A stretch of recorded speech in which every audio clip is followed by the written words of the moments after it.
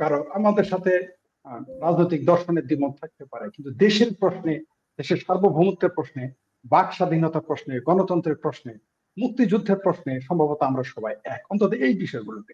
এখন আমরা আমাদের রাজনীতি, আমাদের দর্শন কিভাবে প্রতিষ্ঠা করব সেটা আলাদা বিষয়, কিন্তু এই মৌলিক বিষয়গুলোতে আমরা এক এবং ঐক্যমতে থাকি এবং থাকবো। আপনি যেটা বললেন যে 1 লক্ষ রোহিঙ্গা ঢুকেছে, মিডিয়াতে আসে না, মিডিয়া তো এখন মিডিয়া নাই। আপনি ইউটিউবে কথা বললে গ্রেপ্তার করতেছে, আমরা দেখেছি। আমরা আজকে দেখলাম, আমরা অবাক হয়ে গেলাম যে এই মানে এই বিভুদার, মানে যে বিভুরঞ্জন দাকে মানে আত্মহত্যা করেছে, এটা প্রতিষ্ঠিত করার জন্য উঠে পড়ে লেগেছে। ধরে নিলাম তিনি আত্মহত্যা করেছেন, ধরে নিলাম। তো নদীর পাড়ে গিয়ে আত্মহত্যা করতে হবে? আত্মহত্যা করলে কি তার শরীরে এত আঘাতের চিহ্ন থাকে? আমি ওই প্রশ্নে যাচ্ছি না। ধরে নিলাম তিনি আত্মহত্যা করেছেন, তো এতে কি এই ইউনুস রিজিমের, ডক্টর ইউনুসের রিজিমের যে বাক স্বাধীনতা কুক্ষিগত করার যে তার অপপ্রয়াস, এটা কি আপনি থামিয়ে দিতে পারবেন? 1 লক্ষ রোহিঙ্গা এই দেশে ঢুকবে, সেটা তো 3 দিন আগেই আমরা এটা পত্রিকায় পেয়েছি যে তারা অপেক্ষা করতেছে 1 লক্ষ রোহিঙ্গা এই দেশে ঢুকবে। তিনি বলেছিলেন যে আগামী ঈদে রোহিঙ্গারা তাদের নিজের দেশে ঈদ উদযাপন করবে। আমরা তারপরেই কিন্তু দেখেছিলাম 1.5 লক্ষ ঢুকেছে। এই যে রোহিঙ্গাকে বাংলাদেশে প্রবেশ করানো, সেটা সেটা পাকিস্তান আমলে হোক, পাকিস্তানের পরে হোক, জিয়াউর রহমানের আমলে হোক, খালেদা জিয়ার আমলে হোক, শেখ হাসিনার আমলে হোক, বা ডক্টর ইউনূসের আমলে হোক, এর পিছনে তো একটা ষড়যন্ত্র রয়েছে, এর পিছনে তো একটা ভিন্ন এজেন্ডা রয়েছে। এটা তো একটা শিশুও জানে। এটার জন্য তো আপনাকে ডক্টরেট হতে হবে না, রাজনীতিতে আপনাকে পলিটিক্যাল সায়েন্সের ডক্টরেট ডিগ্রি নিতে হবে না। এর জন্য আপার মতো আমাকে রাজনৈতিক সেন্ট্রাল মেম্বার হতে হবে না, এটা আমরা সবাই বুঝি এবং জানেন। আপার আরো বেশি জানেন, যারা সরাসরি রাজনীতিতে যুক্ত তারা আরো ভালো করে জানেন। মমিন মেহেদী সাহেব আমার চেয়ে ভালো, এখানে যারা 3 জন আছেন আপনারা আমার চেয়ে ভালো জানেন যে রোহিঙ্গা কেন এই দেশে প্রবেশ করতেছে। কেউ হয়তো এটা আমরা স্বীকার করতে লজ্জা পাই, কেউ হয়তো বলি না, রাজনৈতিক স্বার্থে বা রাজনৈতিক উদ্দেশ্য সাধন করার জন্য আমরা নীরব থাকি। এই রোহিঙ্গা যে আসবে এটা তো আমরা বারবার বলেছি যে এই রোহিঙ্গা আসবে। ডক্টর ইউনূস যা বলতেছে তার কি বিপরীতটা সবসময় ঘটতেছে না? মানে আমাদের সন্দেহ তখনই বেড়ে যায় যখন দেখি তার পক্ষ থেকে, তার সরকারের পক্ষ থেকে কোনো বিবৃতি আসে, সেটা ঠিক উল্টা ঘটে।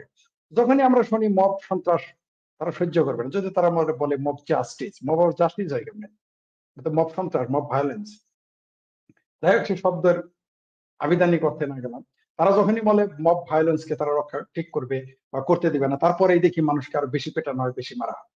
যখনই তারা বলে রোহিঙ্গা আর আসবে না, আগামীতে ফিরে যাবে, তখনই দেখিয়েছে এর আগে 1.5 লাখ ঢুকেছে, আবার 1 লাখ। মিডিয়ায় তো কোনোদিনই আসবে না, আসতে দেওয়া হবে না। কারণ তাদের যে মেটিকুলাস প্ল্যান, মেটিকুলাস ডিজাইন, তাদের যে সূক্ষ্ম পরিকল্পনার ষড়যন্ত্র, সেটা বাস্তবায়নের সকল পথ তারা সামনে রাখতেছে। আপনি দেখবেন এরা নির্বাচনকে বানচাল করার জন্য হেন আকাম কুকাম নাই তারা করবেন। এইখানে আমি মনে করি যারা বাংলাদেশের গণতন্ত্রের বিরুদ্ধে, যারা বাংলাদেশের সার্বভৌমত্বের বিরুদ্ধে, স্বাধীনতার বিরুদ্ধে, তারা কোন অবস্থাতে বাংলাদেশে নির্বাচন হতে দিবে না। যদি আমরা ইদানিং শুনতেছি, আগে তো তারা স্বীকারই করেনি কোন মাসে নির্বাচন দিবে, এখন ইদানিং শুনতেছি যারা এই সরকারে, আমি এটাকে এনজিওগ্রাম সরকারই বলি কারণ এখানে যেহেতু কোনো রাজনীতিবিদ নেই, অথবা আপনি বলতে পারেন এনজিও বাদীদের বা এনজিও দোকানদারদের সরকার, আমি দুঃখিত এটা বলার জন্য, কিন্তু এটাই সত্য, কারণ একজন রাজনীতিক নেই, এটা আমি বলতে পারতাম। এখানে যদি পান্না আপা থাকতেন, এখানে যদি মেহেদী সাহেব থাকতেন, এখানে যদি আমাদের এই ভাই থাকতেন, আমাদের সৈয়দ আহমেদ সাহেব থাকতেন, ফারুক সাহেব থাকতেন, তাহলে আমাদের কোনো পলিটিশিয়ানরা থাকলে, বা বাংলাদেশের যারা পাসপোর্ট আছে, যে সকল বুদ্ধি, বাংলাদেশের কি বুদ্ধিজীবীর অভাব পড়েছে আপনাকে আপনাকে সংবিধান পাল্টানোর জন্য, পরিবর্তনের জন্য আপনাকে ডক্টর আলী রিয়াজ কান্ত হবে, যার পাসপোর্ট দুইটা। আপনাকে প্রতিরক্ষা উপদেষ্টা বানানোর জন্য আপনাকে আমেরিকা থেকে ধরে আনতে হবে। বাংলাদেশে কি বিএনপির লোক ছিল না? আপনি বিএনপির লোক থেকে বানান। বাংলাদেশে আরো কি প্রফেসর ছিল না? আপনি তাদের নিয়ে বানান এই উপদেষ্টা পরিষদ। আমরা কি দেখলাম? আমরা এমন সমস্ত লোককে দেখতেছি তারা একজনের রাজনীতিক না, আর 3 জন তো টোটালি না ভালো। তো এই সময় এই যে ছোট, আপনারা রোহিঙ্গাদের প্রবেশের ঘটনাটাকে ছোট করে দেখার কোনো সুযোগ নাই। এই রোহিঙ্গা যখন বাংলাদেশে মানে বেশি হিউজ পরিমাণে শেখ হাসিনা রিজিমের সময় ঢোকায়, তখন আমরা বলেছিলাম যে একটা ষড়যন্ত্র, গভীর ষড়যন্ত্র। কিন্তু তখন মানবিক কারণে হোক, যদিও মানবিক কারণে দিয়েছে খুব কম মানুষই, মুসলমান প্রেম তারা দেখাতে গিয়েছিল।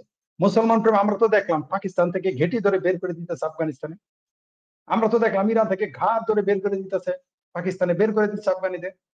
তখন তাদের মুসলিম প্রেম নিয়ে কথা ওঠে না, কিন্তু আমাদের মুসলিম প্রেম উদ্বেলিত হয়ে উঠে। আচ্ছা যাই হোক, তারা অমানবিক পরিস্থিতিতে এসেছিল, তাদের জায়গা দিয়েছেন, ওকে।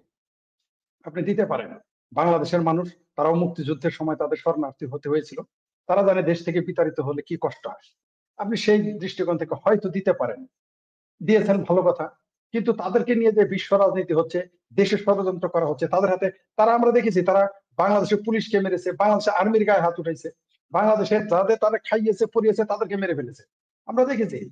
আমরা তো প্রথমে তাদের খুব নিরীহ মনে করেছিলাম, কিন্তু এরা তো আসলে কোন কোন দেশের সন্ত্রাসী বাহিনী হিসেবে কাজ করতেছে। তারা তারা না দেশের কোন না সংবিধান মানে, নিজের দেশের সংবিধানই তারা মানে না, সেটাও আমরা বাদ দিলাম। কিন্তু এই যে যে এখন বলতে দেওয়া হচ্ছে না, এইখানে তার সন্দেহটা বাড়ে। এই যে আমরা দেখেছি যাত্রাবাড়িতে রোহিঙ্গা নেতা ধরা পড়লো, যখন এই জুলাই জুলাই আগস্টে আন্দোলন হয়, তখন আমরা যাত্রাবাড়িতে দেখেছি বা পরেও দেখেছি রোহিঙ্গাদের অ্যারেস্ট করা হয়েছে। তারা কিভাবে সেখানে যুক্ত হলো? আমরা এও শুনেছি যে যেখানে বাংলাদেশে আওয়ামী লীগের মতো একটি বৃহত্তর দল, তাকে নিষিদ্ধ করে দেওয়া হয়েছে, ছাত্রলীগের মতো বৃহত্তর দল নিষিদ্ধ করে দেওয়া হয়েছে, তখন আমরা শুনতেছি রোহিঙ্গাদের নাকি রাজনৈতিক দল করার অধিকার দেওয়া হবে। তো এগুলো তো একটি ষড়যন্ত্রের অংশ।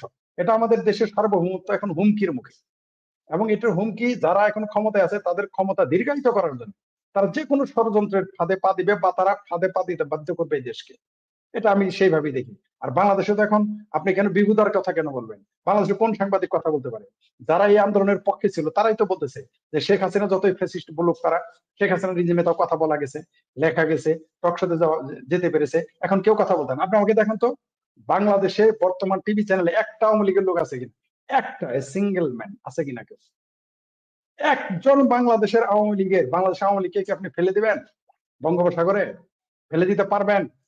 বিএনপি কে কি ফেলে দিতে পেরেছে আওয়ামী লীগ? 17 বছর তো তাদের ভাষাতে চেষ্টা করছে, পেরেছে? তাহলে বিএনপি কে যদি ফেলে না দিতে পারেন, আওয়ামী লীগকে ফেলে দিতে পারবেন? আওয়ামী লীগ এত ফ্যাসিজম ছিল, কোনো সন্দেহ নাই তারা বাংলাদেশের রাজনৈতিক অধিকারকে তারা চাপ দাবিয়ে রাখার চেষ্টা করছে, বিরোধী দলকে চাপিয়ে রাখার চেষ্টা করছে, এটা আমি অস্বীকার করতেছি না, অস্বীকার করার সুযোগ নাই আপনার। কিন্তু এখন আপনি কি করতেছেন? সেই একই কাজই তো করতেছেন।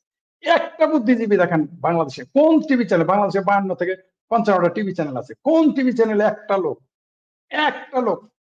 যে আওয়ামী লীগের পক্ষে বা আওয়ামী রাজনীতি করে তাকে আপনি কথা বলতে, আদালতে গেলে তাকে আমরা, এটা কি গণতন্ত্র? আর এখানে কোনো নিউজ আপনি প্রকাশ করতে দিচ্ছেন না, কোনো নিউজ না। বাংলাদেশের একমাত্র, আবার এখন নতুন নিয়ম করেছে যে এখানে শেখ হাসিনার কোনো বক্তব্য প্রচার করা যাবে না। যুক্তি হিসেবে কি, যে তারেক রহমানের বক্তব্য প্রকাশ করতে দেওয়া, হয়তো এই যুক্তিটাই তারা তুলে ধরবে। কিন্তু আমি যদি বলি যে তুমি অদম হইবে বলি আমি কি উত্তম হইব না? আপনি তো গণতন্ত্রের জন্য এসেছেন, আপনাকে সেই সুযোগ দিতে হবে। আর এই মুহূর্তে এই রিজিম, এরা, আমি বলি, এই রোহিঙ্গা বলেন, এই হত্যা বলেন, আত্মহত্যা বলেন, যত কিছু মারামারি কাটাকাটি দেখবেন, তা পরিকল্পিতভাবে করা হচ্ছে একটাই কারণ, যাতে বাংলাদেশে কোনো গণতান্ত্রিক সরকার না আসে। অলরেডি জামাত হেফাজত চরমনাই বলে দিয়েছে তারা পিআর ছাড়া নির্বাচনে যাবেন। পিআর আবার কি, খায় না মাথায় দেয়, মানে পিআর পদ্ধতি আনেন, উদাহরণ দেয় নেদারল্যান্ড, সুইজারল্যান্ড, আমেরিকা, ইসরায়েল, তারপরে কি অন্য দেশে আছে, এই দেশ উন্নত দেশের কথা বলে, ওই দেশে তো আরো কিছু আছে, সেগুলো কেন আনেন না?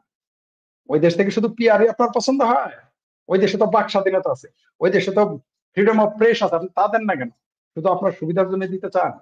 তারা জামানত হারানোর ডরে, তারা জানে নৌকা মার্কা যতই তারা নিষিদ্ধ করুক, আওয়ামী লীগ নিষিদ্ধ করুক, তারা জানে বিএনপির সাথে, ধানের শীষের সাথে তাদের জামানত হারাবে, সেই ভয়ে তারা পিআর পিআর করতেছে। কালকে দেখলাম যে চরমনায় বিএনপির বিরুদ্ধে যেভাবে বিষেধাগার করতেছে 2 দিন আগে তারা জামাতকে নিয়ে এগুলো বলতে বলতে, হে আল্লাহ, জামাতের হাত থেকে ইসলামকে বাঁচাও।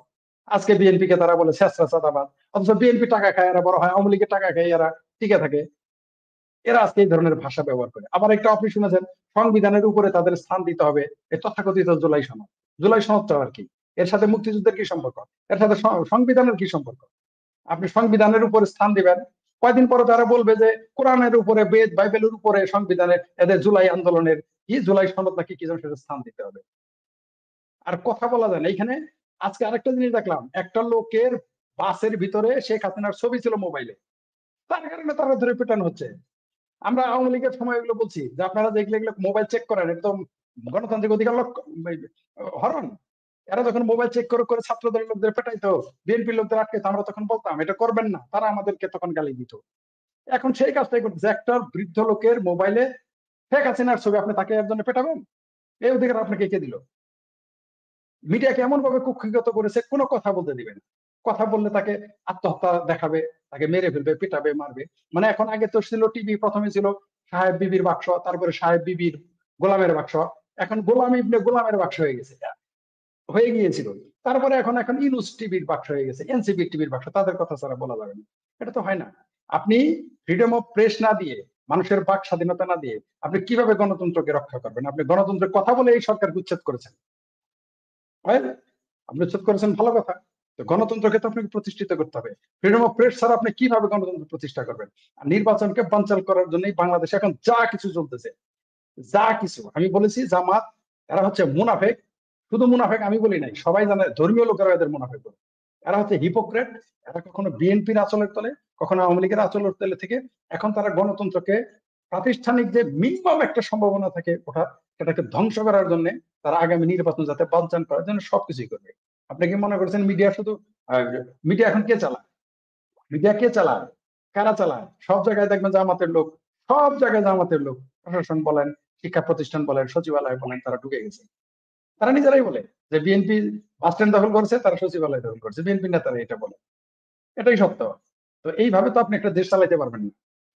আপনি একটা রোহিঙ্গাদের, রোহিঙ্গাদেরকে যে আপনি এই দেশে ঢুকতেছে, এই মিডিয়াতে এটা প্রকাশ করতে দিচ্ছেন না, এর মানে কি? তার মানে গভীর ষড়যন্ত্র, এদের হাতে অস্ত্র তুলে দেওয়া হবে। আপনি দেখেন পাকিস্তানের নেতা বাংলাদেশে আসে, বাংলাদেশের নেতা পাকিস্তানে যাচ্ছে। আরো এমন কিছু শব্দ তারা প্রয়োগ করেছে, যে ভাষা প্রয়োগ করেছে, এগুলো যদি ভারতের সাথে হইতো এতক্ষণ তো এখন তো বলতো দেশ ভারতের কাছে বিক্রি করে দিয়েছে, এটা বলতো তারা। আপনি দেখেন আজকে টিভির, আপনার ফেসবুকের, আহ, আপনার নিউজ ফিড গুলো দেখেন তারা কি বলতেছে, যেভাবে তারা যাতায়াত করতেছে পাকিস্তানে আর বাংলাদেশে, তারা আসলে কি করতে চায় দেশকে? রোহিঙ্গাদের দিয়ে তারা দেখবেন সামনে নির্বাচন বানচাল করার জন্য একটা স্যাবোটাজ ঘটানোর চেষ্টা করবে। জি, ধন্যবাদ।